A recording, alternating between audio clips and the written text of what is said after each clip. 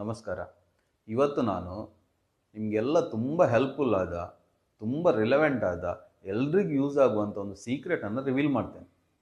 ಸ್ವಲ್ಪ ಸೀರಿಯಸ್ ಆಗಿ ನಾನು ಹೇಳುವುದನ್ನು ಅರ್ಥ ಮಾಡಿಕೊಂಡು ಅದನ್ನು ನೀವು ಲೈಫಲ್ಲಿ ಇಂಪ್ಲಿಮೆಂಟ್ ಮಾಡಿಕೊಂಡ್ರೆ ನಾನು ನಿಮಗೆ 100% ಗ್ಯಾರಂಟಿ ಕೊಡ್ತೇನೆ, ನೀವು ನಿಮ್ಮ ಲೈಫು ಈಗ ಇರುವ ಥರ ಇರೋದಿಲ್ಲ. ನಮ್ಮ ಮೈಂಡ್ಸೆಟ್ ಹೇಗಿರ್ತದೆ ಅಂತ ಹೇಳಿದರೆ, ನಮ್ಮ ಯಾರಿಗಾದರೂ ಎನಿಮಿಗೆ, ನಮ್ಮ ಶತ್ರುವಿಗೆ ಏನಾದರೂ ಪ್ರಾಬ್ಲಮ್ ಆದರೆ ನಾವೇನು ಹೇಳ್ತೇವೆ, ಅದು ಅವನು ಮಾಡಿದ ಕರ್ಮ ಅವನಿಗೆ ಒಳ್ಳೆಯದೇ ಇತ್ತು, ಅವನು ಮಾಡಿದ್ದಕ್ಕೆ ಅವನಿಗೆ ಸಿಗ್ತಾ ಇದೆ ಅಂತ. ಆದರೆ ಅದೇ ಪ್ರಾಬ್ಲಮ್ ನಮಗೆ ಬರುವಾಗ ನಾವೇನು ಹೇಳ್ತೇವೆ, ಅದರಲ್ಲಿ ಎಕ್ಸ್ಟರ್ನಲ್ ರೀಸನ್ ಹುಡುಕ್ತೇವೆ. ಅಂದರೆ ಯಾರು ನನ್ನ ಮೇಲೆ ಪ್ರಯೋಗ ಮಾಡಿದ್ದಾರೆ, ಯಾರು ನನ್ನ ಮೇಲೆ ಮಾಟ ಮಂತ್ರ ಮಾಡಿರ್ಬೋದು, ಅಥವಾ ನನ್ನ ಗ್ರಹಗತಿ ಸರಿ ಇಲ್ಲ, ಮನೆ ಸರಿ ಇಲ್ಲ, ವಾಸ್ತು ಸರಿ ಇಲ್ಲ, ಈ ರೀತಿ ಇಲ್ಲ. ಬೇರೆ ಬೇರೆ ಎಲ್ಲೆಲ್ಲಿ ಪ್ರಾಬ್ಲಮ್ಮು ಅವು ಎಕ್ಸ್ಟರ್ನಲ್ ಸೋರ್ಸಲ್ಲಿ ಹುಡುಕ್ತಾ ಹೋಗ್ತೇವೆ ನಮ್ಮ ಪ್ರಾಬ್ಲಮ್ಗೆ. ನಮ್ಮ ದೊಡ್ಡ ಪ್ರಾಬ್ಲಮ್ ಏನು ಗೊತ್ತಾ, ನಾವು ಏನೆಲ್ಲ ಗೆಜೆಟ್ಸ್ ಮಾಡಿಕೊಂಡಿದ್ದೇವೆ, ಏನೆಲ್ಲ ಮೆಷಿನರಿ ಮಾಡಿಕೊಂಡಿದ್ದೇವೆ, ಸೈನ್ಸಲ್ಲಿ ಏನೆಲ್ಲ ಇಂಪ್ರೂವ್ಮೆಂಟ್ ಮಾಡಿಕೊಂಡಿದ್ದೇವೆ, ಅದು ಎಲ್ಲ ಮೆಷಿನ್ಗಳಿಗಿಂತ 1,00,000 ಪಟ್ಟು ಹೆಚ್ಚು ಕಾಂಪ್ಲಿಕೇಟೆಡ್ ಮತ್ತು ಸೊಫಿಸ್ಟಿಕೇಟೆಡ್ ಆದ ಮೆಷಿನ್ ಅಂತ ಹೇಳಿದರೆ ನಮ್ಮ ದೇಹ. ಈ ದೇಹದಲ್ಲಿರುವ ಇಮ್ಯಾಜಿನೇಷನನ್ನು, ನಮ್ಮ ಫೀಲಿಂಗ್ಸನ್ನು, ನಮ್ಮ ಇಮ್ಯಾಜಿನೇಷನನ್ನು, ನಮ್ಮ ಮೆಮೊರೀಸನ್ನು ನಮಗೆ ಕಂಟ್ರೋಲ್ ಮಾಡಲಿಕ್ಕೆ ಆಗುತ್ತೆ. ನಾವು ನಮ್ಮ ಸಬ್ಕಾನ್ಷಿಯಸ್ ಮೈಂಡಲ್ಲಿ ರಾಂಗ್ ಪ್ರೋಗ್ರಾಮಿಂಗ್ ಮಾಡಿರ್ತೇವೆ. ಈಗ ನಾವು ಮೂವಿ ನೋಡುವಾಗ ನಿಮಗೆ ಗೊತ್ತಿರ್ತದೆ, ಅಲ್ಲಿ ಹೀರೋ ಹೀರೋಯಿನಿ ಸಫರ್ ಆಗ್ತಿರ್ತಾರೆ, ಏನೋ ಕಷ್ಟದಲ್ಲಿರ್ತಾರೆ, ನಿಮಗೆ ಗೊತ್ತಿರ್ತದೆ ಅವರು ಹೀರೋ ಹೀರೋಯಿನಿ ಅವರೇನು ಕಷ್ಟದಲ್ಲಿ ಇಲ್ಲ ಅಂತ. ಆದರೆ ಏನಾಗ್ತದೆ, ಸಬ್ಕಾನ್ಷಿಯಸ್ ಮೈಂಡ್ ಅದನ್ನು ಲಿಟ್ರಲಿ ತಗೊಳ್ತದೆ. ಆಗ ನಮಗೆ ಕೂಡ ಅವರು ಆಳುವಾಗ ನಮಗೆ ಕೂಡ ಆಳ್ಲಿಕ್ಕೆ ಬರ್ತದೆ. ಅಥವಾ ಒಂದು ಹಾರರ್ ಮೂವಿ ಆದರೆ ಅಲ್ಲಿ ಹಾರರ್ ಸೀನ್ ಬರುವಾಗ ನಮಗೆ ಗೊತ್ತಿರ್ತದೆ ಅಲ್ಲಿ ದೆವ್ವ ಇಲ್ಲ ಅಂತ, ಆದರೆ ನಮಗೆ ಹೆದರಿಕೆ ಆಗ್ತದೆ. ಯಾಕೆಂದರೆ ಸಬ್ಕಾನ್ಷಿಯಸ್ ಮೈಂಡ್ ನಮ್ಮ ಕಲ್ಪನೆಯ ಮೇಲೆ ಅಥವಾ ನಮ್ಮ ರಿಯಾಲಿಟಿಯಲ್ಲಿ ಅದಕ್ಕೆ ವ್ಯತ್ಯಾಸ ಗೊತ್ತಿಲ್ಲ, ಅದನ್ನು ಲಿಟ್ರಲಿ ಅನುಭವಿಸ್ತದೆ. ನಮಗೆ ಸಬ್ಕಾನ್ಷಿಯಸ್ ಮೈಂಡ್ನ ಮೇಲೆ ವರ್ಕ್ ಮಾಡುವವರಿಗೆ ಗೊತ್ತಿರ್ತದೆ ಮನಸ್ಸಿನ ಶಕ್ತಿ ಎಷ್ಟಿದೆ ಅಂತ. ಈಗ ನಾವು ವರ್ಕ್ ಮಾಡುವಾಗ ನಾವು ಸಬ್ಕಾನ್ಷಿಯಸ್ ಮೈಂಡ್ಗೆ ಏನು ಹೇಳ್ತೇವೋ ಅದನ್ನು ಅದು ಲಿಟ್ರಲಿ ಫಾಲೋ ಮಾಡ್ತದೆ. ನಾವು ಕ್ಲೈಂಟ್ಗೆ ಹೇಳಿದರೆ ನಿನ್ನ ಬಾಡಿ ಕಬ್ಬಿನ ಥರ ಆಗಿದೆ ಅಂತ ಹೇಳಿದರೆ ಬಾಡಿ ಫುಲ್ ಐರನ್ ರಾಡ್ ಥರ ಅಷ್ಟು ಗಟ್ಟಿ ಆಗ್ತದೆ.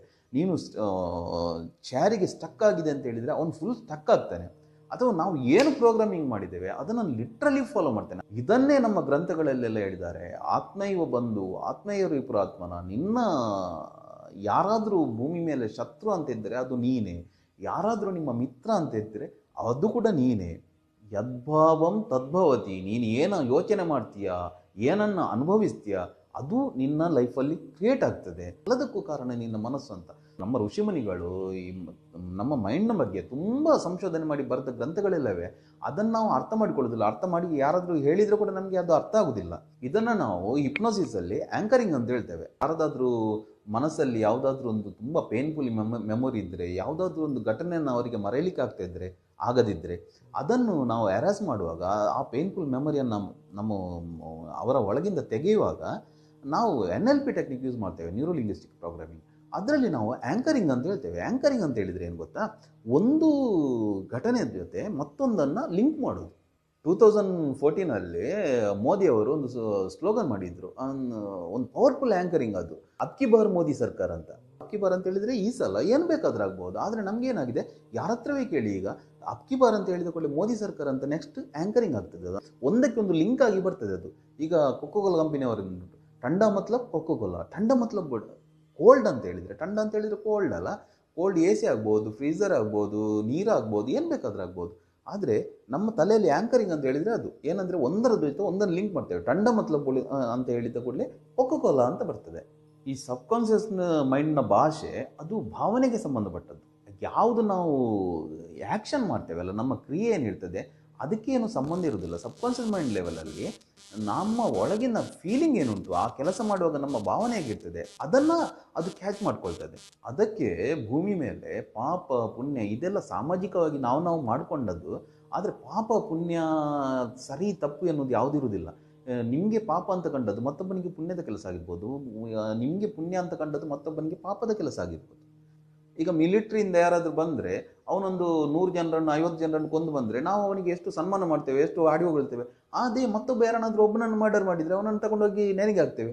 ಡಾಕ್ಟ್ರು ನಮ್ಮ ಹೆಂಡತಿಯ ಹೊಟ್ಟೆಯನ್ನು ಕೊಯ್ದು ಆಪರೇಷನ್ ಮಾಡಿದರೆ ನಾವು ಅವರಿಗೆ ಹೋಗಿ ಕಾಲಿಡಿತೇವೆ, ಅವರಿಗೆ ನಮಸ್ಕಾರ ಮಾಡ್ತೇವೆ. ಅದೇ ಯಾರಾದರೂ ನಮ್ಮ ಹೆಂಡತಿ ಬೆರಳಿಗೆ ಸ್ವಲ್ಪ ತಾಗಿಸಿದರೆ ಅವನನ್ನು ತಗೊಂಡೋಗಿ ಜೈಲಿಗೆ ಹಾಕಿಸ್ತೇವೆ. ಯಾಕೆಂತ ಹೇಳಿದರೆ ನಾವು ಏನು ಮಾಡ್ತೇವೆ ಅದು ಮುಖ್ಯ ಅಲ್ಲ, ಅದರ ಹಿಂದೆ ಏನು ಫೀಲಿಂಗ್ ಇರ್ತದೆ ಅದು ಪಾಪ ಪುಣ್ಯವನ್ನು ಡಿಸೈಡ್ ಮಾಡ್ತದೆ. ಯಾವುದು ಸರಿ ಯಾವುದು ತಪ್ಪು ಎನ್ನುವುದು ಅದರ ಹಿಂದಿನ ಇಂಟೆನ್ಷನ್ ಏನು, ಭಾವನೆ ಏನು, ಅದರ ಮೂಲಕ ಅದು ಡಿಸೈಡ್ ಆಗ್ತದೆ. ಒಂದು ಕತೆ ಇದೆ. ಇಬ್ಬರು ಫ್ರೆಂಡ್ಸ್ ಇದ್ರಂತೆ, ರೋಡಲ್ಲಿ ಹೋಗ್ತಾ ಇರುವಾಗ ಸತ್ಯನಾರಾಯಣ ಪೂಜೆಗೆ ಅಂತ ಹೋಗ್ತಾ ಇದ್ರಂತೆ. ಸತ್ಯನಾರಾಯಣ ಪೂಜೆಗೆ ಹೋಗುವಾಗ ದಾರಿಯಲ್ಲಿ ಒಬ್ಬಳು ಸ್ವಲ್ಪ ಆ ವೃತ್ತಿಯಲ್ಲಿರುವ ಹೆಂಗಸು, ಇಬ್ಬರಿಗೂ ಕೂಡ ಪರಿಚಯದ ಹೆಂಗಸು, ಇವರನ್ನು ಮನೆಗೆ ಕರೆದ್ರಂತೆ. ಒಬ್ಬ ಗೆಳೆಯ ಏನು ಮಾಡಿದ, ಬಾ ನಾವು ಹೋಗುವ, ಸತ್ಯನಾರಾಯಣ ಪೂಜೆಗೆ ಹೋಗೋದು ಬೇಡ, ಅವಳ ಮನೆಗೆ ಹೋಗುವ, ಕರೆತಿದ್ದಾಳಲ್ಲ ಅಂತ ಒಬ್ಬ ಫ್ರೆಂಡ್ ಹೇಳಿದ್ನಂತೆ. ಅದಕ್ಕೆ ಮತ್ತೊಬ್ಬ ಫ್ರೆಂಡ್ ಸ್ವಲ್ಪ ಭಯ ಜಾಸ್ತಿ ಅವನಿಗೆ. ಅವ ಹೇಳಿದ್ನಂತೆ, ಇಲ್ಲ ನಾವು ದೇವಸ್ಥಾನಕ್ಕೆ ಹೋಗ್ತೇವೆ, ಪೂಜೆಗೆ ಹೋಗ್ತಿದ್ದೇವೆ, ಬೇಡ ನಾವು ಅಂಥ ಕೆಲಸ ಮಾಡೋದು ಬೇಡ, ಪಾಪದ ಕೆಲಸ ಅದಂತ. ಫ್ರೆಂಡ್ ಹೇಳಿದಂತೆ, ನೀನು ಬರೋದಾದ್ರೆ ಬಾ, ಇಲ್ಲದ್ರೆ ನಾನು ಹೋಗ್ತೇನೆ ಅಂತೇಳಿ ಅವ ಎದ್ದು ಹೋದಂತೆ ಅಲ್ಲಿಗೆ ಮನೆಗೆ. ಈಗ ಏನಾಯಿತು, ಯಾರು ಪೂಜೆಗೆ ಹೋಗಿದ್ದಾನಲ್ಲ ಫ್ರೆಂಡ್, ಅವ ಅಲ್ಲಿ ಪೂಜೆಯಲ್ಲಿ ಕೂತಿದ್ದಾನೆ, ಅಲ್ಲಿ ಪೂಜೆ ಆಗ್ತದೆ, ಮಂಗಳಾರತಿ ಆಗ್ತದೆ. ಇವನಿಗೆ ಯಾವುದು ತಲೆಗೆ ಹೋಗ್ತಿಲ್ಲ, ಇವನಿಗೆ ಅದೇ ತಲೆಯಲ್ಲಿ ಹೋಗ್ತಿದೆ, ನನ್ನ ಫ್ರೆಂಡ್ ಅದು ಮಾಡ್ತಾ ಇರ್ಬೋದು, ಈಗ ಇದು ಮಾಡ್ತಾ ಇರ್ಬೋದು, ನಾನು ಕೂಡ ಹೋದರೆ ಎಂಜಾಯ್ ಮಾಡ್ಬೋದಿತ್ತು. ಈಗ ಇವನ ತಲೆಯಲ್ಲಿ ನಡೀತಾ ಇತ್ತಂತೆ. ಅದೇ ಅಲ್ಲಿ ಹೋಗಿ ಕೂತ ಹುಡುಗನಿಗೆ, ಅವನಿಗೆ ತಲೆಯಲ್ಲಿ ಅದೇ ಇತ್ತಂತೆ, ನನ್ನ ಫ್ರೆಂಡ್ ಎಷ್ಟು ಈಗ ಪೂಜೆ ನೋಡ್ತಾ ಇರ್ಬೋದು, ಅಲ್ಲಿ ಪೂಜೆ ಆಗ್ತಾ ಇರ್ಬೋದು, ಮಂಗಳಾರತಿ ಆಗ್ತಾ ಇರ್ಬೋದು, ತೀರ್ಥ ತಗೊಳ್ತಾ ಇರ್ಬೋದು, ನಾನಿಲ್ಲಿ ಬೇಡದ ಕೆಲಸ ಮಾಡ್ತಾ ಇದ್ದೇನೆ, ಈ ರೀತಿ ಅವನ ಮೈಂಡ್ ಸೆಟ್ ಇತ್ತಂತೆ. ಕತೆ ಹಾಗೆ ಕಂಟಿನ್ಯೂ ಆಗ್ತದೆ. ಕೊನೆಗೆ ಅವರು ವಾಪಸ್ ಬರುವಾಗ ದಾರಿಯಲ್ಲಿ ಇಬ್ಬರಿಗೂ ಆಕ್ಸಿಡೆಂಟ್ ಆಗಿ ಇಬ್ಬರು ಸತ್ರಂತೆ. ಅದರಲ್ಲಿ ಯಾರು ಪೂಜೆಗೆ ಹೋಗಿದ್ದಾನ ಅವ ನರಕಕ್ಕೆ ಹೋದ್ನಂತೆ, ಯಾರು ವೇಶ್ಯ ಮನೆಗೆ ಹೋಗಿದ್ನ ಅವ ಸ್ವರ್ಗಕ್ಕೆ ಹೋದ್ನಂತೆ. ಇನ್ನೊಂದು ರಾಜ ವೈರಾಗ್ಯ ಬಂದು ಒಂದು ಋಷಿಯ ಆಶ್ರಮಕ್ಕೆ ಹೋಗಿ ಅಲ್ಲಿ ತಪಸ್ಸು ಮಾಡ್ತಾ ಇದ್ನಂತೆ.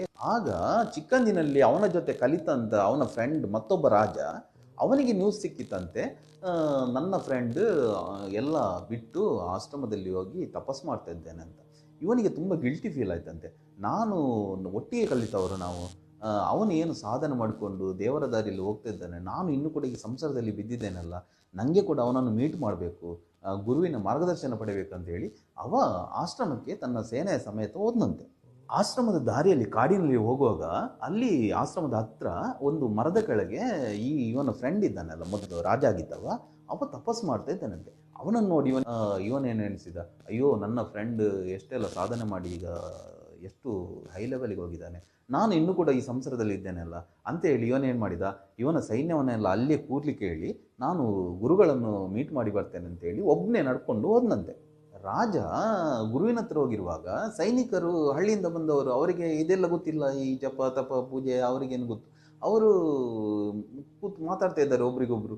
ಒಬ್ಬ ಹೇಳಿದ್ನಂತೆ, ಅವ ನೋಡು ಅವ ರಾಜ ಆಗಿದ್ದವ, ಅದನ್ನೆಲ್ಲ ಬಿಟ್ಟು ಬಂದು ಈ ರೀತಿ ಲಂಗೋಟಿ ಕಟ್ಟಿಕೊಂಡು ತಪಸ್ಸು ಮಾಡ್ತಾ ಇದ್ದೇನೆ, ಅಲ್ಲಿ ಅವನ ರಾಜ್ಯವನ್ನು ಹೇಳುವವರು ಕೇಳುವರಿಲ್ಲ, ಎಲ್ಲ ಮಂತ್ರಿಗಳು ಎಲ್ಲ ಹಣ ಮಾಡ್ತಾ ಇದ್ದಾರೆ, ರಾಣಿಗೂ ಸೇನಾಧಿಪತಿಗೂ ಸಂಬಂಧ ಇದೆ ಅಂತೆ.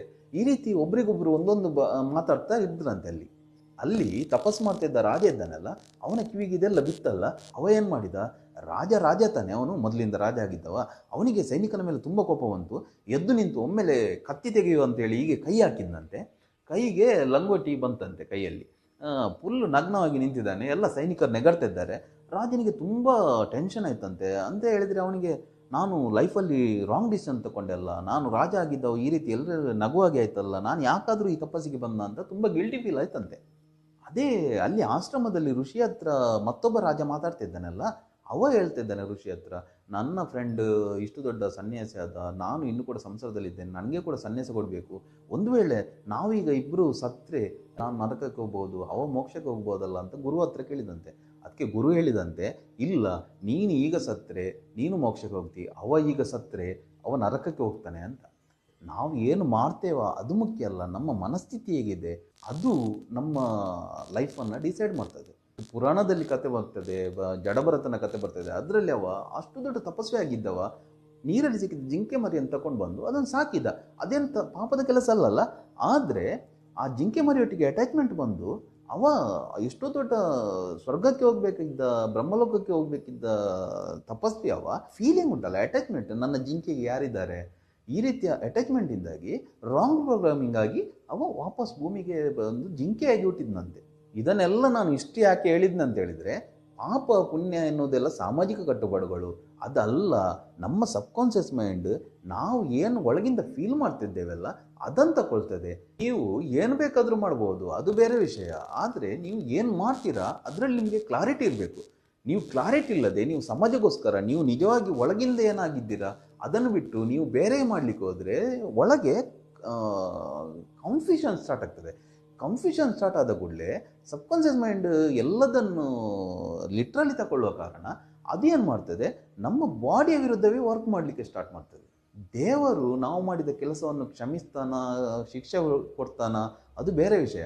ಆದರೆ ನಮ್ಮ ಸೆಂಟ್ರಲ್ ನರ್ವಸ್ ಸಿಸ್ಟಮ್ ಇದೆ ಅಲ್ಲ, ಅದಂತೂ ನಮ್ಮನ್ನು ಕ್ಷಮಿಸುವುದಿಲ್ಲ. ಕನ್ಫ್ಯೂಷನ್ ಇದ್ದರೆ ಅದು ನಮ್ಮ ವಿರುದ್ಧವೇ ಕೆಲಸ ಮಾಡಲಿಕ್ಕೆ ಸ್ಟಾರ್ಟ್ ಮಾಡ್ತದೆ. ನೋಡಿ, ನಮ್ಮ ಯಾವುದೇ ಗ್ರಂಥಗಳಲ್ಲಾಗಲಿ ಅಥವಾ ನಮ್ಮ ಪ್ರಾಚೀನ ಪರಂಪರೆಯಲ್ಲಿ ಕಾಮದ ಬಗ್ಗೆ ಆಗಲಿ ಅಥವಾ ಹಣದ ಬಗ್ಗೆ ಆಗಲಿ ಯಾವುದೇ ಕೀಳರಿಮೆ ಇಲ್ಲ ಅಥವಾ ಯಾವುದೇ ಅಸಹ್ಯದ ಭಾವನೆ ಇಲ್ಲ. ಕಾಮನನ್ನು ಕಾಮ ರಾಕ್ಷಸ ಅಂತ ಹೇಳಲಿಲ್ಲ, ಕಾಮ ಅಸುರ ಅಂತ ಹೇಳಲಿಲ್ಲ, ಕಾಮ ದೇವ ಅಂತ ಹೇಳಿದ್ದಾರೆ. ಲಕ್ಷ್ಮೀ ದೇವಿ ಅಂತ ಹೇಳಿದ್ದಾರೆ. ಅಥವಾ ಸ್ತ್ರೀಯರನ್ನು ಕೂಡ ಯತ್ಕಿಂಚಿತ್ ತ್ರಿಷು ಲೋಕೇಶು ಸ್ತ್ರೀರೂಪಂ ದೇವಿ ದೃಶ್ಯತೆ ತತ್ಸರ್ವಂ ತತ್ಸ್ವರೂಪಂ ಅಂತ ಹೇಳಿದರೆ, ಎಲ್ಲೆಲ್ಲ ಸ್ತ್ರೀಯ ರೂಪ ಇದೆ ಅದೆಲ್ಲ ನಿನ್ನದೇ ರೂಪ, ಈ ರೀತಿ ಪೂಜ್ಯ ಭಾವನೆಯಿಂದ ನೋಡಿದ್ದಾರೆ. ನದಿಯೇ ಆಗಿರಲಿ ಅಥವಾ ಯಾವುದೇ ಆಗಲಿ, ಭೂಮಿ ಆಗಿರಲಿ, ಎಲ್ಲದಕ್ಕೂ ಸ್ತ್ರೀಯ ಸ್ಥಾನ ಕೊಟ್ಟಿದ್ದಾರೆ. ಇದರಲ್ಲಿ ಒಂದು ಸೀಕ್ರೆಟ್ ಇದೆ. ನಮ್ಮ ಒಳಗಿನ ಕಾನ್ಷಿಯಸ್ನೆಸ್ ಉಂಟಲ್ಲ, ನಮ್ಮ ಪ್ರಜ್ಞೆ, ಅದು ಮತ್ತು ಯೂನಿವರ್ಸಲ್ ಕಾನ್ಷಿಯಸ್ ಅಂತ ಹೇಳಿದರೆ ಏನು ಪರಮಾತ್ಮ ಅಂತ ನಾವೇನು ಹೇಳ್ತೇವೆ ಅಥವಾ ವಿಶ್ವಪ್ರಜ್ಞೆ ಅಂತ ಏನು ಹೇಳ್ತೇವೆ, ಅದು ಎರಡು ಕೂಡ ಒಂದೇ. ನಾವು ಬೇರೆ ಅಲ್ಲ, ಯೂನಿವರ್ಸ್ ಬೇರೆ ಅಲ್ಲ. ನಾವು ಏನು ಥಾಟ್ಸ್ ಕಳಿಸ್ತೇವಲ್ಲ, ನಾವು ಏನು ಫೀಲಿಂಗ್ಸನ್ನು ಕಳಿಸ್ತೇವಲ್ಲ, ಅದನ್ನು ಯೂನಿವರ್ಸ್ ಕ್ಯಾಚ್ ಮಾಡ್ತದೆ. ಅದಕ್ಕೆ ನಾವು ಮಂದಿರದಲ್ಲಿ, ದೇವಸ್ಥಾನದಲ್ಲಿ ಏನು ಮಾಡಿದ್ದಾರೆ, ದೇವರ ಮೂರ್ತಿ ಹೀಗೆ ಇರ್ತದೆ ಅಂತ ಹೇಳಿದರೆ, ನೀವು ಏನು ಕೇಳ್ತೀರಾ ಅದನ್ನು ಯೂನಿವರ್ಸ್ ನಿಮಗೆ ಕೊಡ್ತದೆ. ಅಥವಾ ಪರಮಾತ್ಮ ಅಥವಾ ಏನೇ ತಿಳ್ಕೊಳ್ಳಿ ನೀವು, ಅದು ನಿಮಗೆ ನೀವು ಕೇಳಿದನ್ನೇ ಕೊಡ್ತದೆ. ಈ ಸ್ವರ್ಗಲೋಕದಲ್ಲಿ ಇರುವ ಒಂದು 3 ಕಾನ್ಸೆಪ್ಟ್ ಇದೆ ಪುರಾಣಗಳಲ್ಲಿ ಅಂತ ಹೇಳಿದರೆ, ಒಂದು ಕಾಮಧೇನು, ಮತ್ತೊಂದು ಕಲ್ಪವೃಕ್ಷ, ಮತ್ತೊಂದು ಚಿಂತಾಮಣಿ ಅಂತ. ಕಾಮಧೇನು ಅಂತ ಕೇಳಿದರೆ ನಾವು ಏನನ್ನು ಬಯಸ್ತೇವ ಅದನ್ನು ಅದು ಕೊಡ್ತದೆ. ಕಲ್ಪವೃಕ್ಷ ಅಂತ ಹೇಳಿದರೆ ಏನನ್ನು ಕಲ್ಪನೆ ಮಾಡ್ಕೊಳ್ತೇವ ಅಂತ ಹೇಳಿದರೆ, ಸಬ್ಕಾನ್ಷಿಯಸ್ ಮೈಂಡಿಗೆ ಕಲ್ಪನೆ ಮತ್ತು ವಿಜುವಲೈಸೇಷನ್ಗೆ ಮತ್ತು ರಿಯಾಲಿಟಿಗೆ ವ್ಯತ್ಯಾಸ ಗೊತ್ತಿಲ್ಲ. ಅದು ಏನು ನಾವು ಕಲ್ಪಿಸ್ತೇವ ಅದನ್ನು ಕೊಡ್ತದೆ. ಇನ್ನೊಂದು ಚಿಂತಾಮಣಿ ಅಂತ ಹೇಳಿದರೆ, ನಾವು ಏನು ಚಿಂತೆ ಮಾಡ್ತೇವೆ, ಏನು ಯಾವುದ್ರ ಬಗ್ಗೆ ಯೋಚನೆ ಮಾಡ್ತೇವ ಅದನ್ನು ಅದು ಕೊಡ್ತದೆ ಅಂತ. ಅದು ನಾವು ಪುರಾಣಗಳಲ್ಲಿ ಸಿಂಬಲಿಕ್ ಆಗಿ ಹೇಳಿದ್ದಾರೆ. ಎಲ್ಲ ಸ್ವರ್ಗದಲ್ಲಿದೆ ಅಂತಲ್ಲ, ನಮ್ಮ ಬೇರೆ ಪ್ರಜ್ಞೆ ಇದೆ ಅಲ್ಲ, ನಮ್ಮ ಅಂತರ್ಮನಸ್ಸಿದ್ದಲ್ಲ ಅಥವಾ ನಮ್ಮ ಸಬ್ಕಾನ್ಷಿಯಸ್ ಮೈಂಡ್ ಇದೆಯಲ್ಲ, ಅದರಲ್ಲಿ ನಾವು ಏನು ಕೇಳ್ತೇವ, ಏನು ಯೋಚನೆ ಮಾಡ್ತೇವ, ಏನು ಫೀಲ್ ಮಾಡ್ತೇವ ಅದನ್ನು ನಮಗೆ ಯೂನಿವರ್ಸ್ ಕೊಡ್ತದೆ. ಯಾಕೆಂತ ಹೇಳಿದರೆ, ಯೂನಿವರ್ಸ್ ಮತ್ತು ನಾವು ಬೇರೆ ಬೇರೆ ಅಲ್ಲ. ನಾವು ಏನು ಯೋಚನೆ ಮಾಡ್ತೇವೋ ಅದನ್ನೇ ಯೂನಿವರ್ಸ್ ಕೊಡ್ತದೆ. ಚಿಕ್ಕಂದಿನಿಂದ ಮಕ್ಕಳ ತಲೆಯಲ್ಲಿ ಅಥವಾ ಮನೆಯಲ್ಲಿ, ಸಮಾಜದಲ್ಲಿ ಇದೇ ಇರ್ತದೆ. ನಾವು ಒಂದು ಕಾಮದ ಬಗ್ಗೆ ಎಷ್ಟು ಅಸಹ್ಯ ಭಾವನೆಯನ್ನು ಮೂಡಿಸ್ತೇವೆ ಅಂತ ಹೇಳಿದರೆ, ಅದು ತಪ್ಪು, ಅದು ಪಾಪ, ಆ ರೀತಿ ನಮ್ಮ ತಲೆ ಮೇಲೆ ಎಲ್ಲ ಪ್ರೋಗ್ರಾಮಿಂಗ್ ಮಾಡಿರ್ತೇವೆ. ನಮ್ಮ ಹಿಂದಿನ ಕಾಲದಲ್ಲಿ ಈಗೆಲ್ಲ ಇರಲಿಲ್ಲ.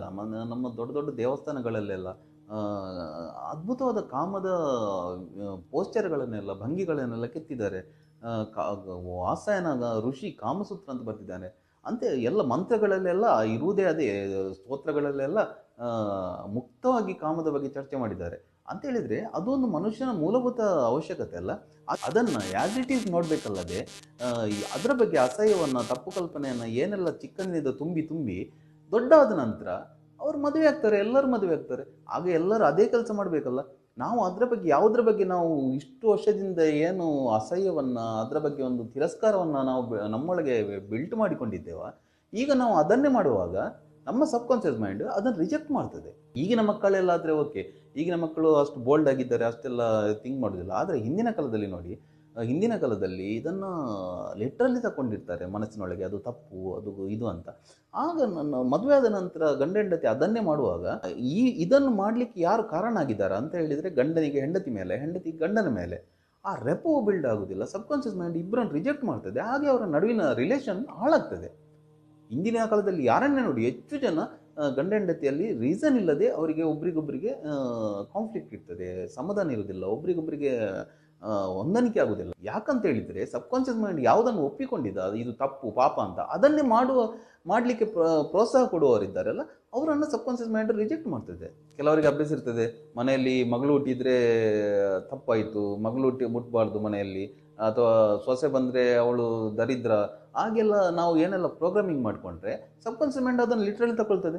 ಹಾಗೇನಾಗ್ತದೆ, ನಮ್ಮಲ್ಲಿ ದರಿದ್ರವೇ ಬರ್ತದೆ, ನಮಗೆ ಅಲ್ಲಕ್ಕಿಯೇ ಚಾಲಾಗ್ತದೆ.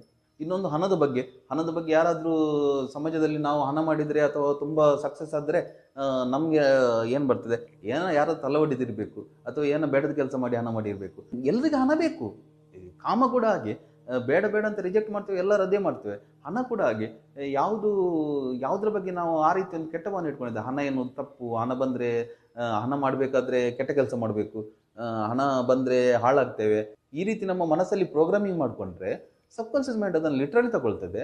ನಮ್ಮ ಜೀವನದಲ್ಲಿ ಸಕ್ಸಸ್ ಪಡೀಲಿಕ್ಕೆ, ಹಣ ಮಾಡಲಿಕ್ಕೆ ಅದೇ ಅಡ್ಡ ಆಗಿ ನಿಲ್ತದೆ. ನಮಗೆ ಗೊತ್ತಿರೋದಿಲ್ಲ, ಯಾವ ಕೆಲಸ ಮಾಡಲಿಕ್ಕೆ ಹೋಗಲಿ ಅರ್ಧದಲ್ಲೇ ಹಾಳಾಗ್ತದೆ ಕೆಲಸ. ಈ ರೀತಿ ತುಂಬ ಫೈನಾನ್ಷಿಯಲ್ ಪ್ರಾಬ್ಲಮ್ ಬರ್ತದೆ. ಇನ್ನೊಂದು ತಪ್ಪು ಮಾಡ್ತೇವೆ ನಾವು, ಚಿಕ್ಕ ಮಕ್ಕಳು ಬಿದ್ದರೆ ಅಥವಾ ಚಿಕ್ಕ ಮಕ್ಕಳು ಏನಾದರೂ ಹತ್ತರೆ ತಾಯಂದಿರಿಗೆ ಏನು ಅಭ್ಯಾಸ ಇರ್ತದೆ, ಮೈಮೇಲೆ ಹಾಕ್ಕೊಳ್ತಾರೆ, ತುಂಬ ಮುದ್ದು ಮಾಡ್ತಾರೆ, ಮೈಮೇಲೆ ಹಾಕ್ಕೊಳ್ತಾರೆ. ಈ ಗಂಡು ಮಕ್ಕಳನ್ನು ತಾಯಿ ಜಾಸ್ತಿ ಮೈಮೇಲೆ ಹಾಕ್ಕೊಂಡಾಗೆ ಸಬ್ಕಾನ್ಷಿಯಸ್ ಮೈಂಡ್ ಅದನ್ನು ನೆನಪಿಟ್ಕೊಳ್ತದೆ. ಇಂಥ ಮಕ್ಕಳಿಗೆ ದೊಡ್ಡಾದ ನಂತರ ಅವರಿಗೆ ಸ್ಟ್ರೆಸ್ಸನ್ನು ಮ್ಯಾನೇಜ್ ಮಾಡಲಿಕ್ಕೆ ಆಗೋದಿಲ್ಲ. ಅವ್ರಿಗೆ ಏನಾದರೂ ಕಿರಿಕಿರಿ ಆದ ಕೂಡಲೇ ಅವರಿಗೆ ಹೆಣ್ಣು ಬೇಕಂತ ಆಗ್ತದೆ. ಯಾಕೆಂತ ಹೇಳಿದರೆ ಆ್ಯಂಕರಿಂಗ್ ಆಗಿರ್ತದೆ. ಟೆನ್ಷನ್ ಮತ್ತು ಹೆಣ್ಣಿನ ದೇಹ ಒಂದಕ್ಕೊಂದು ಆ್ಯಂಕರಿಂಗ್ ಆಗ್ತದೆ. ಇನ್ನು ಚಿಕ್ಕ ಮಕ್ಕಳು ರೋಗ ಬಂದರೆ, ಏನಾದರೂ ಹುಷಾರಿಲ್ಲದಿದ್ದರೆ ಕೆಲವರು ತುಂಬ ಕೇರ್ ತಗೊಳ್ತಾರೆ, ಅವರ ಹತ್ರವೇ ಕೂತ್ಕೊಳ್ತಾರೆ, ಅವರನ್ನು ತುಂಬ ಮುದ್ದು ಮಾಡ್ತಾರೆ, ತುಂಬ ಅವರ ಕೇರ್ ತಗೊಳ್ತಾರೆ. ಆಗ ಅವರ ಸಬ್ಕಾನ್ಷಿಯಸ್ ಮೈಂಡಲ್ಲಿ ಏನು ಫೀಡ್ ಆಗ್ತದೆ ಗೊತ್ತಾ? ಸಬ್ಕಾನ್ಷಿಯಸ್ ಮೈಂಡ್ ನೀವು ಮೊದಲೇ ಹೇಳಿದ್ದೇನೆ, ಎಲ್ಲದನ್ನು ಲಿಟ್ರಲ್ಲೇ ತಗೊಳ್ತದೆ, ಅದಕ್ಕೆ ಲಾಜಿಕ್ ಇರುವುದಿಲ್ಲ. ಅದೇನು ತಗೊಳ್ತದೆ, ನನಗೆ ತುಂಬ ಎಕ್ಸ್ಟ್ರಾ ಕೇರ್ ಬೇಕಂತ ಹೇಳಿದರೆ, ತುಂಬ ಖುಷಿ ಬೇಕಂತ ಹೇಳಿದರೆ, ನನ್ನನ್ನು ತುಂಬ ಮುದ್ದು ಮಾಡಬೇಕಾದ್ರೆ ನಾನು ರೋಗ ಬರಬೇಕು ನನಗೆ ಅಂತ ತಗೊಳ್ತದೆ. ಇಂಥವರು ದೊಡ್ಡವರಾದ ನಂತರ, ರಿಟೈರ್ಡ್ ಆದ ನಂತರ, ಅಥವಾ ಯಾವಾಗಾದರೂ ಸಮಾಜದಲ್ಲಿ ಅವರಿಗೆ ಎಕ್ಸ್ಟ್ರಾ ಕೇರ್ ಬೇಕು, ಎಕ್ಸ್ಟ್ರಾ ಅಟೆನ್ಷನ್ ನನ್ನ ಮೇಲೆ ಬೇಕಂತ ಆದ ಕೂಡಲೇ ಅವ್ರು ಪದೇ ಪದೇ ರೋಗ ಬಿಡ್ತದೆ. ಅವರಿಗೆ ರೀಸನ್ ಇರುವುದಿಲ್ಲ, ಮೆಡಿಕಲ್ ಚೆಕಪ್ಪಲ್ಲಿ ಏನೂ ಸಿಗುವುದಿಲ್ಲ, ಆದರೆ ಪ್ರತಿ ಸಲ ಅವರಿಗೆ ಅನಾರೋಗ್ಯ ಕಾಡ್ತದೆ. ಇನ್ನು ಕೆಲವರಿಗೆ ಅಭ್ಯಾಸ ಇರ್ತದೆ, ಯಾರಿಗಾದರೂ ಏನಾದರೂ ಬೇಡದ್ದಾದರೆ ಅಥವಾ ಯಾರಿಗಾದರೂ ನಮ್ಮ ಆಗದವರಿಗೆ ಏನಾದರೂ ಕೆಟ್ಟದಾದರೆ, ಒಳ್ಳೆದಾಯ್ತು ಅವನು ಹಾಗೆ ಮಾಡಿದ್ನಲ್ಲ ಅದಕ್ಕೆ ಹಾಗೆ ಆಗಬೇಕಿತ್ತು, ಹೀಗೆ ಮಾಡಿದ್ದಕ್ಕೆ ಹೀಗೆ ಆಯಿತು, ಈ ರೀತಿ ನಾವು ಲಿಂಕ್ ಮಾಡ್ತೇವೆ. ಆಗ ಏನಾಗ್ತದೆ, ಸಬ್ಕಾನ್ಷಿಯಸ್ ಮೈಂಡ್ ಅದನ್ನು ಲಿಟ್ರಲ್ ತಗೊಳ್ತದೆ. ಅದೇನು ಮಾಡ್ತದೆ, ನಾವು ಮತ್ತೆ ಏನಾದರೂ ಅದನ್ನು ಮಾಡಿದರೆ ಅಂಥದ್ದೇ ಪ್ರಾಬ್ಲಮ್ ಅಥವಾ ಏನಾದರೂ ಅಂಥದ್ದೇ ಕೆಲಸ ಮಾಡಿದರೆ ಆ್ಯಂಕರಿಂಗ್ ಆಗಿರ್ತದಲ್ಲ, ಇಂಥ ಕೆಲಸ ಮಾಡಿದ್ದಕ್ಕೆ ಹೀಗೆ ಆಗಬೇಕು, ಇಂಥ ಕೆಲಸ ಮಾಡಿದ್ದಕ್ಕೆ ಈ ರೀತಿ ಶಿಕ್ಷೆ ಸಿಗಬೇಕಂತ ಅದನ್ನು ತನಗೆ ತಾನೇ ಕೊಟ್ಕೊಳ್ತದೆ. ಆಗೇನಾಗ್ತದೆ, ಜೀವನದಲ್ಲಿ ಪ್ರಾಬ್ಲಮ್ ಮುಗಿಯುವುದಿಲ್ಲ ಅಂತ ಹೇಳಿದರೆ ಸಬ್ಕಾನ್ಷಿಯಸ್ ಮೈಂಡ್ ತನಗೆ ತಾನೇ ಶಿಕ್ಷೆ ಕೊಡ್ತಾ ಇರ್ತದೆ. ನಾವೇನಿಸ್ತೇವೆ, ನಮ್ಮ ಗ್ರಹಗತಿ ಚೆನ್ನಾಗಿಲ್ಲ, ದೇವರು ಶಿಕ್ಷೆ ಕೊಡ್ತಾ ಇದ್ದಾನೆ ಹಾಗೆ ಹೀಗೆ ಅಂತ ನಮಗೆ ನಾವೇ ಕೊಡ್ತಾ ಇರ್ತೇವೆ. ಯಾಕೆ ಅಂತ ಹೇಳಿದರೆ ಮನಸ್ಸೇನು ಹೇಳ್ತದೋ ಅದನ್ನು ಬಾಡಿ ತಗೊಳ್ತದೆ. ಇನ್ನು ಕೆಲವರಿಗೆ ಬೇರೆಯವರನ್ನು ಇಮಿಟೇಷನ್ ಮಾಡುವ ಅಭ್ಯಾಸ ಇರ್ತದೆ, ಕಾಪಿ ಮಾಡ್ತಾರೆ. ನಾನು ಅವಳ ಥರ ಆಗಬೇಕು, ಝೀರೋ ಫಿಗರ್ ಬೇಕು ನನಗೆ, ಅಥವಾ ನಾನು ಅವಳ ಥರ ಫೇರ್ ಆಗಬೇಕು, ಬೇರೆಯವರನ್ನು ಅವ್ರ ಥರ ಆಗಬೇಕಂತ ನಾವು ಅದನ್ನು ಇಮಿಟೇಷನ್ ಮಾಡ್ತೇವೆ. ನನಗೆ ನನ್ನ ಬಾಡಿ ಸರಿ ಇಲ್ಲ, ನಾನು ಫ್ಯಾಟ್ ಇದ್ದೇನೆ, ನಾನು ಕಪ್ಪಿದ್ದೇನೆ, ನಾನು ಚೆನ್ನಾಗಿ ಕಾಣ್ತಾ ಇಲ್ಲ ಅಂತ ನಮಗೆ ನಾವು ಫೀಡ್ ಮಾಡಿಕೊಂಡ್ರೆ ಸಬ್ಕಾನ್ಷಿಯಸ್ ಮೈಂಡ್ ಏನಿಸ್ತದೆ, ಈ ಬಾಡಿ ಬೇಕಿಲ್ಲ ನನಗೆ, ನಾನು ಇದನ್ನು ಡಿಸ್ಟ್ರಾಯ್ ಮಾಡಬೇಕಂತ. ಆಗ ಅದು ಬೇರೆ ಬೇರೆ ರೀತಿಯಲ್ಲಿ ಬಾಡಿಯಲ್ಲಿ ಸೈಕೋಸೊಮ್ಯಾಟಿಕ್ ಪ್ರಾಬ್ಲಮ್ಸನ್ನು ತಕ್ಕೊಂಡು ಬರ್ತದೆ. ಗಂಟು ನೋವು ಚಾಲಾಗ್ತದೆ, ಕೆಲವರಿಗೆ ಇಚ್ಚಿಂಗ್ ಸ್ಟಾರ್ಟ್ ಆಗ್ತದೆ, ಕೆಲವರಿಗೆ ಬಾಡಿ ತುಂಬ ಫ್ಯಾಟ್ ಆಗ್ತಾ ಹೋಗ್ತದೆ, ಬೊಜ್ಜು ಬರ್ತಾ ಹೋಗ್ತದೆ, ಮೈಕೈ ನೋವು ಇರ್ತದೆ, ಸುಸ್ತು ಇರ್ತದೆ, ಏನೆಲ್ಲ ಪ್ರಾಬ್ಲಮ್ ಎಲ್ಲ ಏನು ಸ್ಟಾರ್ಟ್ ಆಗ್ತದೆ. ಮೆಡಿಕಲ್ ಡಯಾಗ್ನೋಸಿಸ್ ಸಿಗುವುದಿಲ್ಲ.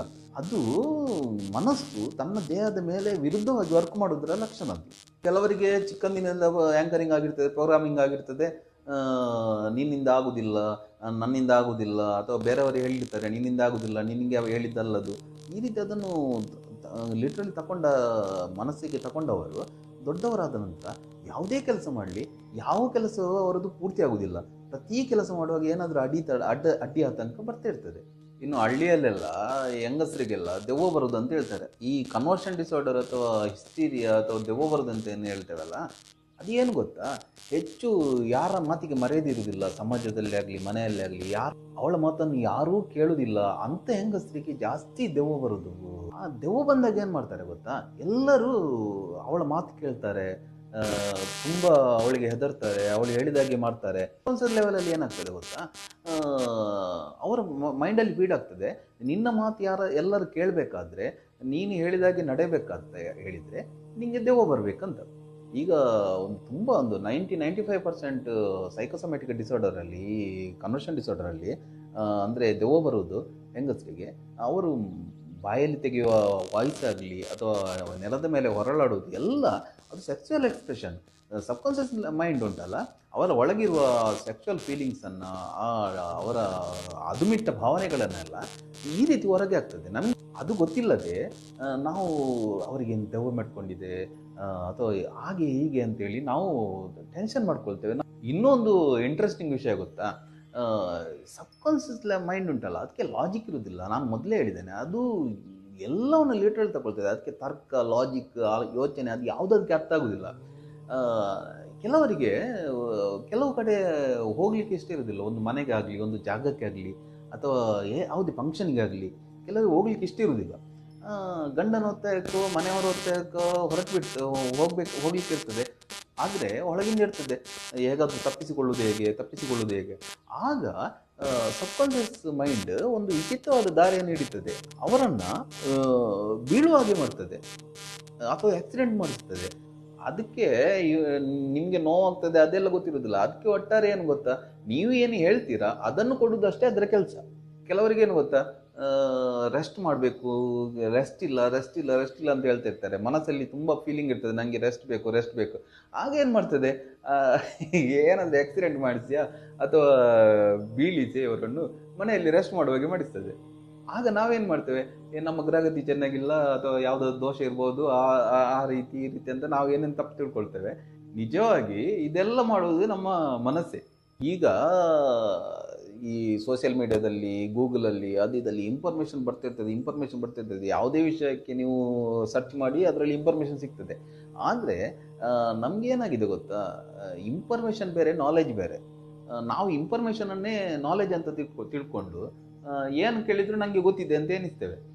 ಒಂದು ಫುಡ್ಡು ನಮ್ಮ ಎದುರು ಬಂದಾಗ ನಮ್ಮ ಹತ್ರ ಇನ್ಫಾರ್ಮೇಷನ್ ಇರ್ತದೆ, ನಾವೇನು ಹೇಳ್ತೇವೆ, ಅದು ಫ್ಯಾಟ್, ಅದು ಅನ್ಹೆಲ್ದಿ, ಅದು ಕಾರ್ಬೋಹೈಡ್ರೇಟ್ಸ್ ಇದೆ, ಅದರಲ್ಲಿ ಆಯಿಲ್ ಇದೆ, ಪ್ರೋಟೀನ್ ಇಲ್ಲ, ಈ ರೀತಿ ಎಲ್ಲ ಹೇಳ್ಕೊಂಡು ನಾವು ಅದನ್ನೇ ಜಂಕ್ ಫುಡ್ಡನ್ನು ತಿಂತೇವೆ. ಆಗ ಸಬ್ಕಾನ್ಷಿಯಸ್ ಮೈಂಡ್ ಲೆವೆಲಲ್ಲಿ ಏನಾಗಿರ್ತದೆ, ಇದು ದೇಹಕ್ಕೆ ಒಳ್ಳೆಯದಲ್ಲ, ಇದು ವಿಷ ದೇಹಕ್ಕೆ ಅಂತೇಳಿ ಅದು ವಿಷ ರೀತಿಯೇ ಮಾಡ್ತದೆ ಅದನ್ನು. ನಾನು ಒಬ್ಬರ ಬಗ್ಗೆ ಓದಿದ್ದೆ ಅಂತ ಹೇಳಿದರೆ, ಆ್ಯಕ್ಚುಲಿ ಅವರು ಈಗ ಕೂಡ ಇದ್ದಾರೆ ಗೊತ್ತಿಲ್ಲ. ಋಷಿಕೇಶದಲ್ಲಿ, ಹರಿದ್ವಾರದಲ್ಲಿ ಒಂದು ಸಾಧುಗಳಿದ್ದಾರಂತೆ ಗಂಗಾ ನದಿ ಬದಿಯಲ್ಲಿ. ಆಗ ಗಂಗಾ ನದಿ ಎಷ್ಟು ಪೊಲ್ಯೂಟ್ ಆಗಿತ್ತು ಅಂತ ಹೇಳಿದರೆ, ಈಗೆಲ್ಲ ತುಂಬ ಕ್ಲೀನ್ ಆಗಿದೆ ಗಂಗಾ ನದಿ ಎಲ್ಲ. ಮೊದಲು ತುಂಬ ಪೊಲ್ಯೂಟ್ ಇತ್ತು. ಸೈಂಟಿಫಿಕಲ್ ರಿಸರ್ಚ್ ಎಲ್ಲ ಬಂದಿತ್ತು, ಒಂದು ಸ್ಪೂನ್ ಗಂಗಾ ನದಿ ವಾಟ್ರಲ್ಲಿ ಇಷ್ಟು ಕೆಮಿಕಲ್ಸ್ ಇದೆ, ಇಷ್ಟು ಬ್ಯಾಕ್ಟೀರಿಯಾಸ್ ಇದೆ ಅಂತ ಹೇಳಿದರೆ, ಸೈಂಟಿಫಿಕಲಿ ಡೈಲಿ ಆ ನೀರನ್ನು ಕುಡಿದರೆ ಬರಬಾರ್ದ ರೋಗ ಎಲ್ಲ ಬರಬೇಕು ಅವನಿಗೆ. ಆದರೆ ಆ ಸಾಧುಗಳು ಎಲ್ಲರೂ ನೋಡ್ತಾ ಇದ್ರು ಅವರನ್ನು, ನೀರಿನಲ್ಲೇ ಕೂತ್ಕೊಂಡು ಜಪ ಮಾಡಿಕೊಂಡು ಅದೇ ನೀರನ್ನು ಕುಡ್ಕೊಂಡು ಎಲ್ಲ ಇದ್ರಂತೆ. ಆದರೂ ಒಂದು ರೋಗ ಎಲ್ಲ ಅವರಿಗೆ, ಅಷ್ಟು ಶೈನಿಂಗ್ ಆಗಿ, ಅಷ್ಟು ಒಂದು ಹೆಲ್ದಿಯಾಗಿದ್ರಂತೆ. ಯಾಕೆ ಗೊತ್ತಾ, ಅದೇ ನಾನು ಹೇಳಿದಲ್ಲ, ನೀವು ಏನೇ ಮಾಡ್ಬೋದು, ಆದರೆ ನಿಮ್ಮ ಒಳಗಿನಲ್ಲಿ ಆ್ಯಂಕರಿಂಗ್ ಕರೆಕ್ಟ್ ಇರಬೇಕು. ಅವರೇನು ಎಣಿಸ್ತಾರೆ, ಅದು ಗಂಗಾ ಮಾತೆ, ಅದು ಪವಿತ್ರ ಅಂತ ಹೇಳಿ ಕುಡಿತಾರಲ್ಲ, ದೇಹ ಅದನ್ನು ಅದೇ ರೀತಿ ತಗೊಳ್ತದೆ. ನೀವು ಅದನ್ನು ಫ್ಯಾಟ್, ಕಾರ್ಬೋಹೈಡ್ರೇಟ್ಸ್ ಇದೆ, ಆಯಿಲ್ ಇದೆ, ಹೆಲ್ದಿ ಒಳ್ಳೆಯದಲ್ಲ ಅಂತೇಳಿ ತಿಂದರೆ ಬಾಡಿಗೆ ಅದೇ ರೀತಿ ಅದು ವರ್ಕ್ ಮಾಡ್ತದೆ. ಇನ್ನು ಹೆಂಗಸರದೆಲ್ಲ ತುಂಬ ಪ್ರಾಬ್ಲಮ್ಮು. ಟೆಂಪಲ್ಗೆ ಹೋಗ್ತಾರೆ, ಆ ಬಾಬನ ಹತ್ರ ಈ ಬಾಬನ ಹತ್ರ ಹೋಗ್ತಾರೆ, ಅಲ್ಲಿಂದೆಲ್ಲ ಪುಸ್ತಕ ತಗೊಂಡು ಬರ್ತಾರೆ. ದಿನ ಬೆಳಗಾದರೆ ಟಿ ವಿಯಲ್ಲಿ ಜ್ಯೋತಿಷಿಗಳು ಹೇಳ್ತಾರೆ, ಇವತ್ತು ಇದು ಮಂತ್ರ ಮಾಡಿ, ಇವತ್ತು ಇದು ಮಂತ್ರ ಮಾಡಿ, ಏನೆಲ್ಲ ಮಂತ್ರ ಪುಸ್ತಕ ತಗೊಂಡು ಬಂದು ಸಂಸ್ಕೃತ ಗೊತ್ತಿಲ್ಲ, ಏನು ಗೊತ್ತಿಲ್ಲ, ತಪ್ಪು ಓದ್ಕೊಂಡು ಏನೆಲ್ಲ ಮಾಡ್ಕೊಂಡಿರ್ತಾರೆ. ನಾವು ಏನಾದರೂ ಹೇಳಿದರೆ, ಹಾಗೆ ಅದು ಹೇಳಬೇಡಿ, ಅದು ಸರಿಯಲ್ಲ, ಅದರ ವಿಧಾನ ಬೇರೆ ಇದೆ ಅಂತ ಹೇಳಿದರೆ, ನಮಗೇನು ಗೊತ್ತು, ನಾವು ಮಾಮೂಲಿ ಜನ, ನಮಗೆ ಅದೆಲ್ಲ ಅಷ್ಟೆಲ್ಲ ಮಾಡ್ಲಿಕ್ಕೆ ಆಗ್ತದ, ನಾವು ಮಾಡ್ತೇವೆ ಅಂತ ಅವರ ಮನಸ್ಸಲ್ಲಿ ಸ್ಪಷ್ಟವಾಗಿ ಗೊತ್ತಿರ್ತದೆ ಅವರಿಗೆ. ನಮಗೆ ಗೊತ್ತಿಲ್ಲ ಇದೆಲ್ಲ ಅಂತ. ಗೊತ್ತಿಲ್ಲ ಅಂತ ಗೊತ್ತಿದ್ದು ಕೂಡ ಅದನ್ನು ಮಾಡ್ತಾರೆ. ಎಷ್ಟೇ ಪೂಜೆ ಮಾಡ್ತಾ ಇರ್ತಾರೆ, ಅದು ಮಾಡ್ತಾ ಇರ್ತಾರೆ, ಯಾವುದಕ್ಕೂ ಫಲ ಸಿಗುವುದಿಲ್ಲ. ಏನಂತ ಹೇಳಿದರೆ, ಅಧ್ಯಾತ್ಮ ಅಂತ ಹೇಳಿದರೆ ನಾವು ಸುಪ್ರೀಂ ಕಾನ್ಷಿಯಸ್ನೊಟ್ಟಿಗೆ ಅಥವಾ ಭಗವಂತ ಅಂತ ನಾವೇನು ಹೇಳ್ತೇವೆ, ಅಥವಾ ಅದೊಂದು ಬೇರೆ ಡೈಮೆನ್ಷನ್ ಒಟ್ಟಿಗೆ ನಮ್ಮ ಕನೆಕ್ಟ್ ಆಗಿರ್ತದೆ. ಆ ಬೇರೆ ಡೈಮೆನ್ಷನ್ನೊಟ್ಟಿಗೆ ನಮಗೆ ಕನೆಕ್ಟ್ ಆದ ಕೂಡಲೇ, ನಾವು ಕಣ್ಣು ಮುಚ್ಚಿದ ಕೂಡಲೇ ನಮಗೆ ಈ ಪ್ರಪಂಚ ಇರುವುದಿಲ್ಲ, ನಾವು ಬೇರೆ ಲೋಕದಲ್ಲಿರ್ತೇವೆ. ಅಥವಾ ಮಲಗಿದ ಕೂಡಲೇ ನಮಗೆ ದಿವ್ಯವಾದ ಅನುಭವ ಎಲ್ಲ ಆಗ್ತದೆ. ಅದು ಬಿಟ್ಟು ಈ ವ್ರತ, ಉಪವಾಸ, ದೇವಸ್ಥಾನ ಏನೆಲ್ಲ ಕಂಪಿಷನಲ್ಲಿ ಇರ್ತಾರಲ್ಲ ಹೆಂಗಸರು, ಅವರಿಗೆ ಮಲಗಿದ ಕೂಡಲೇ ಇಲ್ಲದ್ದೆಲ್ಲ ಕೆಟ್ಟ ಕನಸು ಬೀಳ್ತದೆ, ಬೊಬ್ಬೆ ಹೊಡಿತಾರೆ. ಒಂದು 5 ನಿಮಿಷ ಧ್ಯಾನಕ್ಕೆ ಕೂತ್ರೆ ತಲೆ ಎಲ್ಲೆಲ್ಲಿ ಹೋಗ್ತದೆ ಅಂತ ಹೇಳಿದರೆ, ಅವರಿಗೆ ಇಂಟರ್ನಲ್ಲಿ ಆಧ್ಯಾತ್ಮದೊಟ್ಟಿಗೆ ಏನೋ ಅವರಿಗೆ ಲಿಂಕ್ ಆಗಿರೋದಿಲ್ಲ, ಯಾವುದೇ ಆ ಶಕ್ತಿಯೊಟ್ಟಿಗೆ ಲಿಂಕ್ ಆಗಿರೋದಿಲ್ಲ. ನಮ್ಮ ದೇಶದಲ್ಲಿ ಏನೆಲ್ಲ ದೇವತೆಗಳನ್ನೆಲ್ಲ, ಇಷ್ಟು ಕೋಟಿ ದೇವತೆಗಳನ್ನೆಲ್ಲ ಯಾಕೆ ಮಾಡಿದ್ದಾರೆ ಅಂತ ಹೇಳಿದರೆ, ಎಲ್ಲ ದೇವರು ಎಲ್ರಿಗೆಲ್ಲ, ನಮಗೇನಾಗಿದೆ, ಎಲ್ಲ ಕಂಫ್ಯೂಷನ್ ಆಗಿದೆ. ಈಗ ಎಲ್ಲ ಮಿಕ್ಸ್ ಅಪ್ ಮಾಡಿಕೊಂಡಿದ್ದೇವೆ. ನಾನು ಪರ್ಸನಲಿ ತುಂಬ ಅಗೋರಿಗಳನ್ನು ಕಾಪಾಲಿಕರನ್ನು ಅಥವಾ ಬೇರೆ ಬೇರೆ ಪಂಥದ ಬೇರೆ ಬೇರೆ ಅನ್ವಯಗಳನ್ನೆಲ್ಲ ತುಂಬ ತುಂಬ ಅದರಲ್ಲಿ ಮುಂದುವರಿದ ಸಾಧಕರನ್ನೆಲ್ಲ ಭೇಟಿಯಾಗಿದ್ದೇನೆ. ಎಲ್ರಿಗೂ ಉಂಟಲ್ಲ ಒಂದು ಗುರಿ ಇರ್ತದೆ. ಅಧ್ಯಾತ್ಮದಲ್ಲಿ ಇರುವುದೇ ಹಾಗೆ, ಒಂದು ಗುರಿ ಇರ್ತದೆ, ಒಂದು ಪರ್ಟಿಕ್ಯುಲರ್ ದೇವತೆ ಇರ್ತದೆ, ಅದನ್ನೇ ಅವರು ಉಪಾಸನೆ ಮಾಡ್ತಾರೆ. ಆ ದೇವತೆಯ ತತ್ವ ಮತ್ತು ನಮ್ಮ ಒಳಗಿನ ಇಂಟರ್ನಲ್ ಆ್ಯಂಕರಿಂಗ್ ಅದು ಒಂದಕ್ಕೊಂದು ಆ್ಯಂಕರಿಂಗ್ ಆಗಿರಬೇಕು, ಅಂದರೆ ಒಂದಕ್ಕೊಂದು ಲಿಂಕ್ ಆಗಿರಬೇಕು. ಆಗ ಮಾತ್ರ ಅದರಲ್ಲಿ ಫಲ ಸಿಗ್ತದೆ. ನಾವು ತಿನ್ನುವ ಎಲ್ಲ ಆಹಾರವನ್ನು ಕೂಡ ಆ ದೇವತೆಗೆ ಅರ್ಪಣೆ ಮಾಡಿ ಅಂತ ಹೇಳಿದರೆ, ದೇವರಂತ ಹೇಳಿದರೆ ಎಲ್ಲ ಆಕಾಶದಲ್ಲಿ 4 ಕೈಯಲ್ಲಿ ಇರ್ತಾನೆ ಹಾಗೆಲ್ಲ. ಅಹಂ ವೈಶ್ವಾನರೋ ಭೂತ್ವ, ನಮ್ಮ ದೇಹದೊಳಗೇ ಇರ್ತಾನೆ. ನಾನು ನಿಮ್ಮ ದೇಹದೊಳಗೆ ಕೂತು ನೀವು ತಿನ್ನುವ 4 ರೀತಿಯ ಆಹಾರವನ್ನು ನಾನು ಅದನ್ನು ಸ್ವೀಕಾರ ಮಾಡ್ತೇನೆ ಅಂತ ಭಗವಂತ ಹೇಳ್ತಾನೆ. ನಮ್ಮ ದೇವತೆಗಳಲ್ಲಿ ಕೂಡ ಸತ್ವ ರಜೋ ತಮೋ ದೇವತೆಗಳಂತ ಇದ್ದಾರೆ. ನಮ್ಮ ಮನಸ್ಸಿನಲ್ಲಿ ಕೂಡ ಸತ್ವಗುಣ ರಜೋಗುಣ ತಮಗುಣ. ನಮ್ಮ ಆಹಾರದಲ್ಲಿ ಕೂಡ ಸಾತ್ವಿಕ ಆಹಾರ, ರಾಜಸಿಕ ಆಹಾರ, ತಾಮಸಿಕ ಆಹಾರ ಅಂತ ಉಂಟು. ಯಾರಿಗೆ ಯಾವ ಆಹಾರ ಇಷ್ಟ ಆಗಿರ್ತದಲ್ಲ ಅಂಥವರ ತತ್ವ ಆ ದೇವತೆಯನ್ನೇ ಪೂಜೆ ಮಾಡಬೇಕು ಅವರು. ಈಗ ಅಘೋರಿಗಳು ಅಥವಾ ಭೈರವನನ್ನೆಲ್ಲ ಪೂಜೆ ಮಾಡುವವರೆಲ್ಲ ಅವರ ಮುಖವೇ ಒಂಥರ ವಿಚಿತ್ರ ಇರ್ತದೆ, ಅವರೊಂಥರ ಘೋರವಾಗಿರ್ತಾರೆ. ಅದೇ ಸಾತ್ವಿಕ ದೇವತೆಗಳನ್ನೆಲ್ಲ ಮಾಡುವವರು, ಪೂಜೆ ಮಾಡುವವರು, ಅದರ ಸಾಧನೆ ಮಾಡುವವರೆಲ್ಲ ತುಂಬ ಪ್ರಶಾಂತವಾಗಿರ್ತಾರೆ. ಅಂತ ಹೇಳಿದರೆ ಅವರ ಮನಸ್ಸಿನ ಒಳಗಿನ ತತ್ವ ಮತ್ತು ಆ ದೇವತೆಯ ತತ್ವ ಲಿಂಕ್ ಆಗಿರ್ತದೆ. ಆಗ ಮಾತ್ರ ಆ ದೇವತೆಯೊಟ್ಟಿಗೆ ನಮಗೆ ಕನೆಕ್ಷನ್ ಆಗುವುದು. ಇಲ್ಲದಿದ್ದರೆ ನೀವು ಜೀವಮಾನ ಇಡೀ ಪೂಜೆ ಮಾಡಿ ದೇವಸ್ಥಾನ ಸುತ್ತಿ ನಿಮಗೆ 5 ಪೈಸೆಯ ಆಧ್ಯಾತ್ಮಿಕ ಅನುಭವ ಆಗುವುದಿಲ್ಲ. ತಾಮಸಿಕ ದೇವತೆಗಳನ್ನೆಲ್ಲ ಆರಾಧನೆ ಮಾಡುವವರು ಅಥವಾ ಭೂತ ಪ್ರೇತಗಳನ್ನು ಆರಾಧನೆ ಮಾಡುವವರು ಮಾಂಸ ಮದ್ಯ ಎಲ್ಲ ಇಡ್ತಾರೆ, ಅದನ್ನು ಅವರು ಕೂಡ ತಿಂತಾರೆ. ನಾವು ಮಾಂಸ ಮದ್ಯ ತಿನ್ನುವವರಾದರೆ ನಾವು ಅಂಥ ದೇವತೆಗಳನ್ನೆಲ್ಲೇ ಆರಾಧನೆ ಮಾಡಬೇಕು. ಅಥವಾ ಕೆಲವರು ರಾಜಸಿಕ ದೇವತೆಗಳನ್ನು ಮಾಡುವವರು ಸಾತ್ವಿಕ ದೇವತೆಗಳನ್ನು ಮಾಡುವವರು ಹಾಲು ಹಂಪಲು ಎಲ್ಲ ಫ್ರೂಟ್ಸ್ ಎಲ್ಲ ಇಡ್ತಾರೆ, ಅದನ್ನೇ ತಿಂತಾರೆ. ನಾವೇನು ಮಾಡ್ತೇವೆ, ನಾವು ಕನ್ಫ್ಯೂಷನ್ ಮಾಡ್ಕೊಳ್ತೇವೆ. ನಾವು ತಿನ್ನುವುದು ನಾನ್ ವೆಜ್ ಅಥವಾ ಮಾಂಸ, ದೇವರಿಗೆ ಮಾತ್ರ ಏನು ಮಾಡ್ತೇವೆ, ಫ್ರೂಟ್ಸ್ ಇಡ್ತೇವೆ. ನಾವು ಯಾವ ಆಹಾರ ಬೇಕಾದರೂ ತಿನ್ಬೋದು, ಅದು ಅವರವರ ಸೆಲೆಕ್ಷನ್. ಆಹಾರ ಯಾವುದು ತಿನ್ಬೋದು ಅಂತ ಹೇಳೋದಲ್ಲ, ಆದರೆ ಕ್ಲಾರಿಟಿ ಇರಬೇಕು. ನಾವು ತಿಂತೇವೆ ಆದರೆ ತಿಂತೇವೆ, ತಿನ್ನುವುದಿಲ್ಲ ಅಂತ ಹೇಳಿದ್ರೆ ತಿನ್ನುವುದಿಲ್ಲ. ಆದರೆ ನಾವು ದೇವರಿಗೆ ಏನಾದರೂ ಪೂಜೆ ಇದ್ದರೆ ತಿನ್ನುವುದಿಲ್ಲ, ಮಂಗಳವಾರ ತಿನ್ನುವುದಿಲ್ಲ, ಈ ರೀತಿ ಎಲ್ಲ ಮಾಡಿದರೆ ಬಾಯಿ ರುಚಿಗೆ ತಿಂತ ಹೋದರೆ ನಮ್ಮ ಒಳಗೆ ಗೊತ್ತಾಗ್ತದೆ, ನಮ್ಮ ಸಬ್ಕಾನ್ಷಿಯಸ್ ಮೈಂಡಿಗೆ ಗೊತ್ತಾಗ್ತದೆ ಇದು ತಪ್ಪು, ಇದು ಪಾಪ. ಅದನ್ನೇ ಹೇಳಿದ್ದು ಮನ ಪ್ರೀತಿಕರ ಸ್ವರ್ಗ ನರಕಸ್ಥ ಪರ್ಯಾಯ ಅಂತ ಹೇಳಿದರೆ, ಸ್ವರ್ಗ ನರಕ ಎಲ್ಲ ಮೇಲೆ ಇಲ್ಲ, ನಿನ್ನ ಮನಸ್ಸಿಗೆ ಯಾವುದು ಸರಿ ಅಂತ ಆಗ್ತದ ಅದು ಸ್ವರ್ಗ, ಯಾವುದು ತಪ್ಪು ಅಂತ ಆಗ್ತದ ಅದು ನರಕ ಅಂತ. ನಿಮಗೆ ಮಾಂಸ ತಿನ್ನಬೇಕು, ಮದ್ಯ ತಿನ್ನಬೇಕು ಅಂಥ ದೇವತೆಗಳನ್ನು ಪೂಜೆ ಮಾಡ್ಬೋದು. ನಿಮಗೆ ಸಾತ್ವಿಕ ದೇವತೆಗಳು ಬೇಕಂತ ಹೇಳಿದರೆ ಸ್ವಲ್ಪ ತ್ಯಾಗ ಮಾಡಲೇಬೇಕಾಗ್ತದೆ, ಅದನ್ನೆಲ್ಲ ಬಿಡಬೇಕಾಗ್ತದೆ. ಇದನ್ನೆಲ್ಲ ಕನ್ಫ್ಯೂಷನ್ ಮಾಡಿಕೊಂಡು ಒಂದಕ್ಕೊಂದು ಲಿಂಕ್ ಮಾಡಿಕೊಂಡ್ರೆ ಸಬ್ಕಾನ್ಷಿಯಸ್ ಲೆವೆಲಲ್ಲಿ ತುಂಬ ಕನ್ಫ್ಯೂಷನ್ ಆಗಿ ಮನಸ್ಸು ಬಾಡಿಯ ವಿರುದ್ಧ ಕೆಲಸ ಮಾಡಲಿಕ್ಕೆ ಸ್ಟಾರ್ಟ್ ಮಾಡ್ತದೆ. ಆಗ ನಮಗೆ ಪ್ರಾಬ್ಲಮ್ಸ್ ಸ್ಟಾರ್ಟ್ ಆಗ್ತದೆ. ಇನ್ನು ಧ್ಯಾನ ಮಾಡ್ತೇವೆ, ಎಲ್ಲರಿಗೆ ಧ್ಯಾನ ಮಾಡ್ತೇವೆ. ನಾವು ಧ್ಯಾನ ಮಾಡುವಾಗ ಏನಾಗ್ತದೆ, ಬೆಳಿಗ್ಗೆ 4 ಗಂಟೆಗೆ ಎದ್ದು ಧ್ಯಾನ ಮಾಡು ಅಂತ ಹೇಳಿದರೆ ಸಾಕಾಗ್ತದೆ. ಅದೇ ಬೆಳಿಗ್ಗೆ 4 ಗಂಟೆಗೆ ಒಂದು 10 ಕಿಲೋಮೀಟರ್ ನಡ್ಕೊಂಡು ಹೋದರೆ ನಿಮಗೆ 1 ಲಕ್ಷ ರೂಪಾಯಿ ಸಿಗ್ತದೆ ಅಂತ ಹೇಳಿದರೆ ಎಲ್ಲರೂ ಬೆಳಿಗ್ಗೆ 4 ಗಂಟೆಗೆ ಎದ್ದು ನಡ್ಕೊಂಡು ಹೋಗ್ತಾರೆ. ಅಂತ ಹೇಳಿದರೆ ನಮ್ಮ ಇಂಟರ್ನಲ್ಲಿ ನಮಗೆ ಹಣದ ವ್ಯಾಲ್ಯೂ ಗೊತ್ತಿದೆ, ಧ್ಯಾನದ ವ್ಯಾಲ್ಯೂ ಗೊತ್ತಿಲ್ಲ. ಯಾರಿಗೆ ಧ್ಯಾನದ ವ್ಯಾಲ್ಯೂ ಗೊತ್ತಿದೆ ಅಲ್ಲ, ಈಗ ಬುದ್ಧನಿಗೆ ಧ್ಯಾನದ ವ್ಯಾಲ್ಯೂ ಗೊತ್ತಾದರೆ ಅವ ರಾಜ್ಯ ಇದ್ದವ ಕೂಡ ಎದ್ದು ಹೋದ, ವಿಶ್ವಾಮಿತ್ರ ರಾಜನಾಗಿದ್ದವ ಕೂಡ ಎದ್ದು ಹೋದ. ಈಗ ಕೂಡ ಎಷ್ಟೋ ಜನ ಇದ್ದಾರೆ ಎಲ್ಲ ಬಿಟ್ಟು ಆದಿ ದಾರಿಯಲ್ಲಿ ಹೋಗಿದ್ದಾರೆ. ಅಂತ ಹೇಳಿದರೆ ಯಾರಿಗೆ ಯಾವುದು ವ್ಯಾಲ್ಯೂ ಇದೆ, ಇಂಟರ್ನಲ್ ನಮಗೆ ಯಾವುದು ಬೇಕಂತ ಉಂಟು ಅದನ್ನು ಮಾತ್ರ ಮಾಡಬೇಕು. ನಾವು ಕಂಪ್ಯೂಷನ್ ಇಟ್ಕೊಳ್ಬಾರ್ದು, ಎಲ್ಲ ಕಂಪ್ಯೂಷನನ್ನು ಬಿಡಬೇಕು. ನಮಗೆ ಹಣದ ಮೇಲೆ ವ್ಯಾಯಾಮ ಆದರೆ ಅದನ್ನು ಮಾಡಬೇಕು, ಯಾವುದು ಧ್ಯಾನದ ಮೇಲೆ ಇದ್ದವ ಧ್ಯಾನದ ಮೇಲೆ ಮಾಡಬೇಕು. ಈ ಎರಡನ್ನು ಕಂಪ್ಯೂಷನ್ ಮಾಡಿಕೊಂಡ್ರೆ ನಮಗೆ ಲೈಫಲ್ಲಿ ಪ್ರಾಬ್ಲಮ್ ಕೂಡ ಬರ್ತದೆ, ರಿಸಲ್ಟ್ ಕೂಡ ಬರೋದಿಲ್ಲ. ಮನೆಯಲ್ಲಿ ಪೂಜೆ ಇಟ್ಕೊಳ್ತೇವೆ, ಮನೆಯಲ್ಲಿ ಪೂಜೆ ಇಟ್ಕೊಂಡು ದೇವರಿಗೆ ಅರ್ಪಿಸ್ಲಿಕ್ಕೆ ಅಂತೇಳಿ ತುಂಬ ಚೀಪರ್ ಐಟಮ್ಸ್ ಎಲ್ಲ ತರ್ಕೊಂಡು ಬರ್ತೇವೆ. ಅಂತ ಹೇಳಿದರೆ ದೇವರು ತಗೊಳ್ತಾರ ಅಂತ. ಮನೆಯಲ್ಲಿ 3 ಜನ ಇದ್ದರೆ 3 ಜನಕ್ಕೆ ಎಷ್ಟು ತಿನ್ನಲಿಕ್ಕೆ ಬೇಕಾ ಅಷ್ಟು ಮಾತ್ರ ಪ್ರಸಾದ ಮಾಡ್ತೇವೆ, ಇಲ್ಲದ್ರೆ ವೇಸ್ಟ್ ಆಗ್ತದೆ ಅಂತ ದೇವರಿಗೆ ಹಾಕುವುದನ್ನು ವೇಸ್ಟ್ ಅಂತ ಹೇಳ್ತೇವೆ. ಮನೆಯಲ್ಲಿ ಸತ್ಯನಾರಾಯಣ ಪೂಜೆ ಇಟ್ಕೊಂಡು ಬಂದ ಗೆಸ್ಟ್ಗಳನ್ನೆಲ್ಲ ರಿಸೀವ್ ಮಾಡ್ತಾ ಇರ್ತೇವೆ, ದೇವರ ಹತ್ರ ಹೋಗುದಿಲ್ಲ, ಅಲ್ಲಿ ಬ್ರಾಹ್ಮಣರು ಪೂಜೆ ಮಾಡ್ತಾ ಇರ್ತಾರೆ. ಅಂತ ಹೇಳಿದರೆ ಈ ರೀತಿ ಮಾಡುವಾಗ ನಮ್ಮ ಇಂಟರ್ನಲ್ ನಮ್ಮ ಸ್ಪಷ್ಟವಾಗಿ ನಮಗೆ ಗೊತ್ತಿರ್ತದೆ ನಮ್ಮ ದೇವರು ತಿನ್ನುವುದಿಲ್ಲ, ದೇವರು ಬರುವುದಿಲ್ಲ, ದೇವರು ಇರುವುದಿಲ್ಲ ಅಂತ. ಆಗ ನಾವು ಏನು ಮಾಡಿದರೂ ಅದರಲ್ಲಿ ಫಲ ಸಿಗುವುದಿಲ್ಲ. ಈ ಒಂದು ಪರಂಪರೆಯ ಮೂಲಕ ಒಂದು ಗುರುವಿನ ಮೂಲಕ ದೀಕ್ಷೆ ತಗೊಂಡು ಮಾಡಿದವರಿಗೆ ಒಂದು ಸ್ವಲ್ಪ ಸಮಯದಲ್ಲಿ ಆಧ್ಯಾತ್ಮಿಕ ಅನುಭವಗಳೆಲ್ಲ ಅದ್ಭುತವಾದ ಅನುಭವಗಳೆಲ್ಲ ಆಗ್ತವೆ. ಯಾಕೆ ಗೊತ್ತಾ, ಅವರಿಗೆ ಸ್ಪಷ್ಟತೆ ಇರ್ತದೆ ಮನಸ್ಸಲ್ಲಿ. ನಮಗೆ ಎಲ್ಲ ಮಾಡ್ತೇವೆ, ಯಾವುದರಲ್ಲೂ ಕ್ಲಾರಿಟಿ ಇಲ್ಲ. ಇದೇ ನಮ್ಮ ಸಮಸ್ಯೆಗಳ ಮೂಲ. ಇನ್ನು ಕೆಲವರಿಗೆ ಗೋಲ್ ಸೆಟ್ಟಿಂಗ್ ಇರ್ತದೆ. ಗೋಲ್ ಸೆಟ್ಟಿಂಗ್ ಒಳ್ಳೆಯದೇ, ಆದರೆ ಕೆಲವರಿಗೆ ಏನು ಗೊತ್ತಾ, ತುಂಬ ಅತಿಯಾಸೆ ಇರ್ತದೆ. ನನಗೆ ಅಂಥದ್ದೊಂದು ಮನೆ ಬೇಕು, ಆ ಮನೆ ಆದರೆ ನಾನು ಸುಖವಾಗಿರ್ತೇನೆ, ಅಥವಾ ಇಂಥವಳನ್ನು ಮದುವೆ ಆದರೆ ನಾನು ಸುಖವಾಗಿರ್ತೇನೆ, ಅಥವಾ ನನಗೆ ಇಂಥ ಗಾಡಿ ಸಿಕ್ಕಿದ್ರೆ ನಾನು ಸುಖವಾಗಿರ್ತೇನೆ. ಈ ರೀತಿ ನಾವು ಪ್ರೋಗ್ರಾಮಿಂಗ್ ಮಾಡುವಾಗ ಮೈಂಡಲ್ಲಿ ಆ ವಸ್ತು, ಆ ಹುಡುಗಿ ಅಥವಾ ಆ ಗಾಡಿ ಸಿಗುವವರೆಗೆ ಅವನಿಗೆ ಸುಖ ಇರುವುದಿಲ್ಲ. ಯಾಕೆಂತ ಹೇಳಿದರೆ ಆ ಪ್ರೋಗ್ರಾಮಿಂಗ್ ಮಾಡಿರ್ತಾನೆ ಅಂತ, ಅದು ಸಿಕ್ಕಿದ್ರೆ ನಾನು ಸುಖವಾಗಿರ್ತೇನೆ ಅಂತ, ಅದು ಸಿಗದಿದ್ದರೆ ಸಿಗೋಯಿಲ್ಲ. ಈಗ ಇಷ್ಟೆಲ್ಲ ನಾನು ಹೇಳಿದೆಲ್ಲ, ಇದನ್ನು ನೀವು ಅರ್ಥ ಮಾಡಿಕೊಂಡ್ರೆ ನಿಮ್ಮ ಲೈಫಿನ ಎಲ್ಲ ಪ್ರಾಬ್ಲಮ್ಗಳಿಗೆ ರೀಸನ್ ನಿಮಗೆ ಸಿಗ್ತದೆ. ಸ್ವಲ್ಪ ಕನ್ಸಂಟ್ರೇಷನ್ ಮಾಡಿ, ಸ್ವಲ್ಪ ಅರ್ಥ ಮಾಡಿಕೊಂಡ್ರೆ ನಿಮಗೆ ಎಲ್ಲ ಗೊತ್ತಾಗ್ತದೆ. ಈಗ ಪ್ರಾಬ್ಲಮ್ಮು, ಅದಕ್ಕೆ ಕಾರಣ ಏನು ಎಲ್ಲ ನೋಡಿ ಆಯಿತು. ಈಗ ಇದನ್ನು ಸೊಲ್ಯೂಷನ್ ನಾವು ಏನಂತ ನೋಡಲಿಕ್ಕಿದ್ದೇವೆ.